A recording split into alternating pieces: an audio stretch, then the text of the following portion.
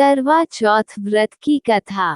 कई साल पहले एक शहर में साहूकार रहता था, जिसके 7 बेटे और एक बेटी थी। बेटी का नाम करवा था।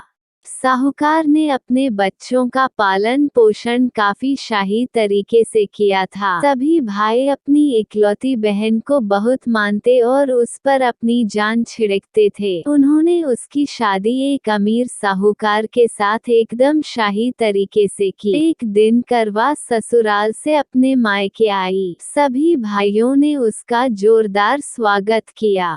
उन्होंने पहले अपनी बहन को खाना खिलाया और फिर खुद खाया। इसके बाद सभी एक साथ बैठकर बचपन की यादें साझा करने लगे। इस तरह कुछ दिन बीत गए। एक दिन शाम को जब करवा के सातों भाई अपने काम से घर लौटे तो उन्होंने देखा कि उनकी बहन काफी उदास होकर बाहर बैठी थी। अपनी बहन करवा को उदास देखकर सभी भाई चिंतित हो गए। वो तुरंत उसके पास गए और उदासी का कारण पूछने लगे। इस पर करवा ने बताया कि उसने अपने पति के लिए करवा चौथ का उपवास रखा है और चांद के इंतजार में सुबह से ही भूखी प्यासी है। जैसे ही चांद निकलेगा वो उसे देखकर अपना उपवास तोड़ेगी। ये सुनकर भाइयों का भी मन उदास हो गया। वो सभी करवा के इस कष्ट को नहीं देख पाए, खासकर उसका सबसे छोटा भाई, जिसे करवा से सबसे अधिक स्नेह था। बहन को भूखा प्यासा देखकर सभी भाई कुछ ऐसा उपाय सोचने लगे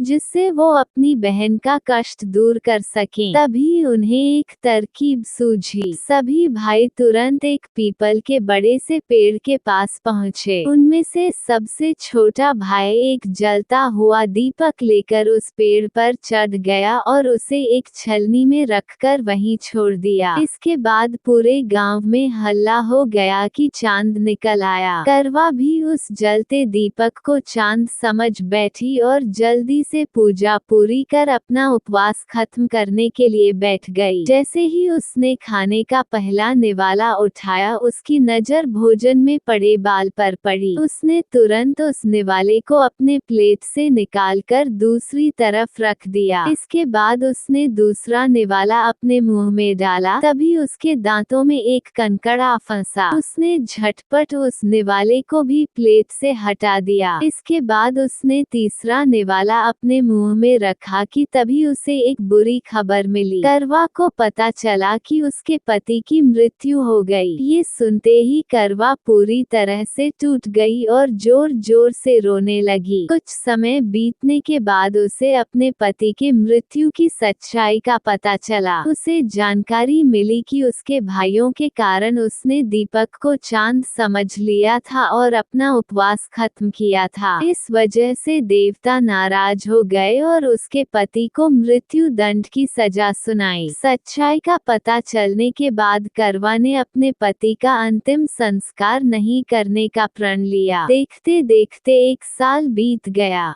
करवा अपने पति के मृत शरीर के पास ही बैठी रही। वो रोजाना अपने पति के शव को साफ करती और वहां उगने वाली घासों को भी हटाती रहती थी। 1 साल के बाद फिर से करवा चौथ का पर्व आया। हमेशा की तरह सभी महिलाएं इस व्रत को करने के लिए एक साथ जुटी। इसमें उसकी 7 भाभी भी थीं।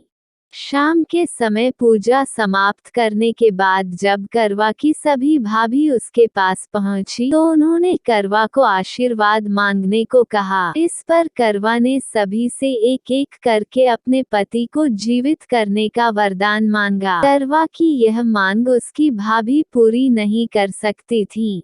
उन्होंने करवा को समझाया भी, लेकिन वह नहीं मानी। फिर उसकी एक भाभी ने बताया कि उसके छोटे भाई के वजह से ही ऐसा हुआ है, तो उसकी छोटी भाभी ही इस स्थिति को ठीक कर सकती है। ये सुनकर करवा अपनी छोटी भाभी के पास गई और उनके पैर पकड़कर अपने पति को जीवित करने का आशीर्वाद मांगने लगी। पहले तो उसकी छोटी भाभी ने बहुत टाला, लेकिन अंत में उसकी छोटी भाभी ने अपनी तर्जनी उंगली को काटकर उसमें से अमृत की एक बूंद करवा के मृत पति के ऊपर डाल दी। जैसे ही अमृत की बूंद उसके ऊपर गिरी वह जिंदा हो गया और जय श्री गणेश जय श्री गणेश के नारे लगाने पड़े। इस घटना के बाद से ऐसी मान्यता है कि करवा चौथ का व्रत करने से गौरी शंकर खुश होते हैं और महिलाओं के सुहाग की रक्षा का वरदान देते हैं। तो दोस्तों, हमें इस कहानी से यह सीख मिलती है कि इंसान को हमेशा सच्ची भक्ति से पूजा पाठ करनी चाहिए। अगर इसमें किसी प्रकार की कमी रहती है